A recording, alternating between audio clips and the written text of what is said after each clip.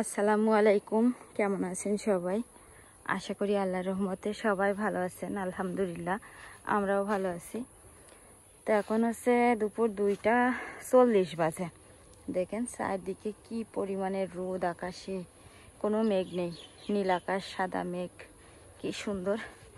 তো এই দুপুর 2:40-এর সময় আমি ভিডিও ক্যামেরা অন করলাম, কারণ আসলে সকালে ডাল রান্না করেছি আর আলু ভাতে দিয়েছি। ঘরে গ্যাসের চুলোয় ডাল রান্না করেছি, রাইস কুকারে ভাত দিয়েছি। কি ভিডিও করব রান্নাঘরের ভিতরে, তো যার কারণে আর ভিডিও করা হয়নি। তাও দেখেন আনাসের খুব কাশি হয়েছে, খুব গরম পড়ছে, গা ঘেমে ঘেমে কাশি হয়েছে, ঠান্ডা লেগেছে।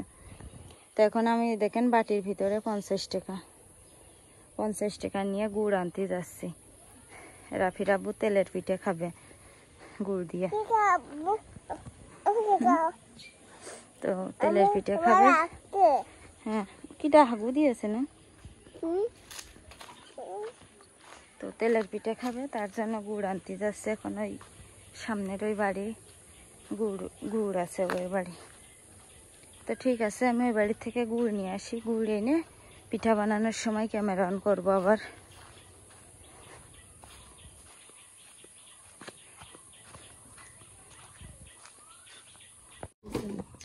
জিরো টিপ দিতে হয়,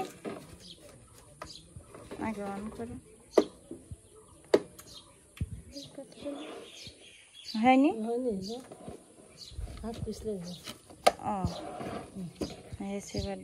জিরো এখনো অন হয়নি, তাই তো মনে হচ্ছে।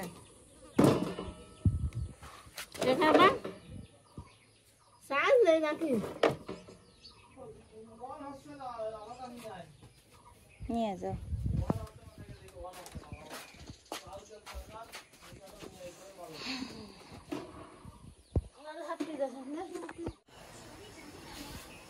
তো দেখেন এখানে ভেবেছিলাম যে 50 টাকার গুড় আনবো, তো আবার 50 টাকার গুড় দিল না, 100 টাকার গুড় দিয়েছে। 100 টাকার গুঁড়ো আর লবণ আছে ভিতরে। আর যে পানি গরম করছি, হালকা কুসুম পানি গরম করলাম। তো এখন আটাটা কাই করবো, আগে ঘরের ভিতরে নিয়ে যাই, গরমে আর রোদ কারণে।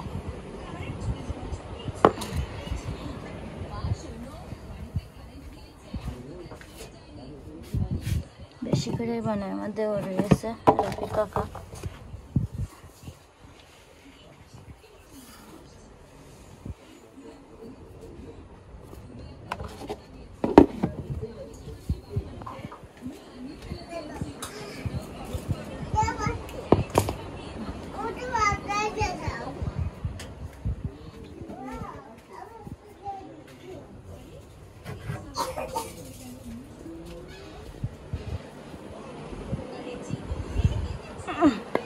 গুড় এখনকার গুড় খাওয়া যায়, গন্ধ।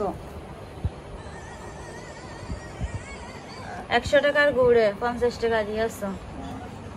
আমি যা দিয়েছি তাই দেবা না। 50 টাকার গুড় মাপা কিছু নেই। তুই যদি তোর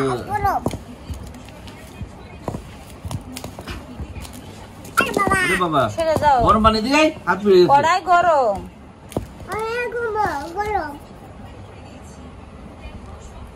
না আমু নাও না খাই দি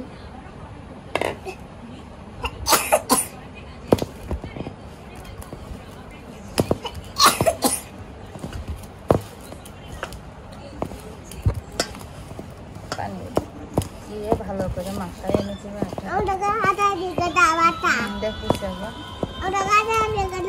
শুধুই তো খেয়ে ফেলে 50 টাকার গুড়, আবার দিয়েছো 50 টাকা গুড় কিনতে। খাওয়ার সময় হিসেব নেই, টাকার সময় খুব হিসেব। পিঠা খাবার কি দিয়ে? তোমার তেল নেবো না, তেল আমি কিনবা না। আমার পিঠে বানানোর দাম দাও তাহলে, আমি বানাবো। যে আমার একটা মজুরি আছে না, খরচ আছে না। আমি পিঠেটা যে গরমেতে দেখো গা ঘেমে ভিজে যাচ্ছে। না শুক্রবারে হাতে নাও, তোমার জিনিসের দাম আছে, আমার কষ্টের দাম নেই কোনো।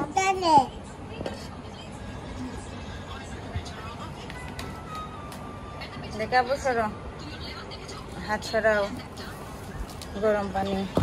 কি রে তুই যে একা কামড় মারছিস? গন্ধ গুড়টাই যদি তোরা বাপ ছেলে এইভাবে খাস, শীতকালের ভালো গুড় হলে কি করতিস? আমার পারলাম না আচ্ছা তো দেখে নে আটার ভিতরে খুব ময়লা, গুড়ির ভিতরে, তাই সেকে নিচ্ছে।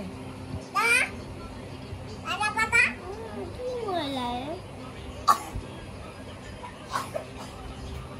আমি করবো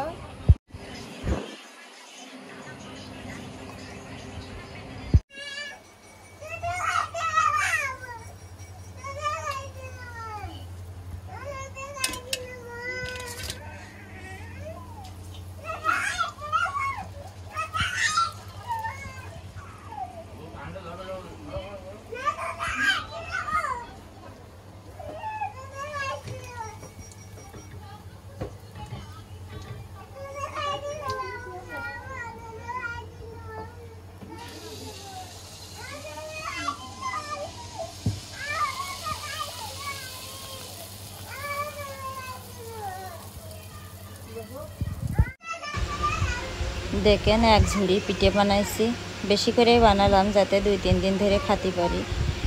তো ওই যে গুড়ির পিঠা আসলে খুব মজা লাগে খাতে। তো এগুলো ঠান্ডা হলে ফ্রিজে রেখে দেবো, তারপর 2-3 দিন ধরে একটু একটু করে খাবো ইনশাল্লাহ। পিঠা জিনিসটা আমার খুব পছন্দ, আপনারা সবাই জানেন।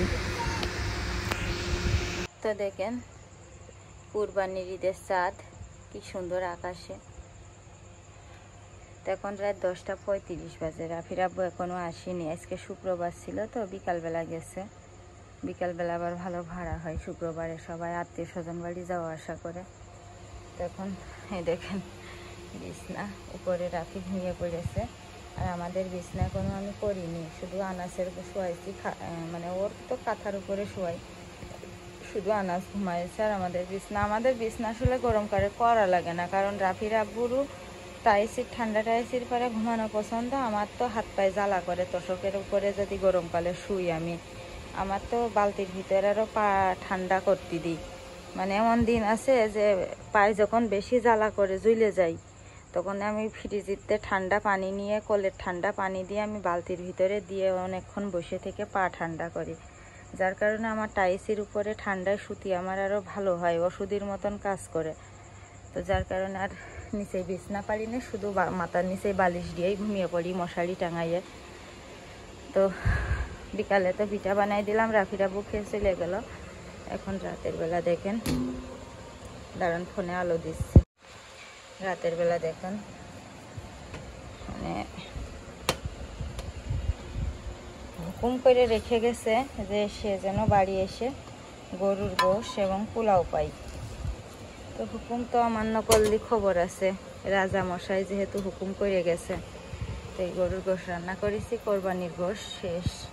আর এটা যে পোলাও রান্না করেছি, রাফি আনাস আর আমি খাইছি অল্প অল্প করে, আর রেখে দিয়েছি। রাফির আব্বু পোলাও নাকি 3 বেলা খাবে, সেদিন অল্প করে রান্না করেছি, সকালবেলা আবাস আসছে।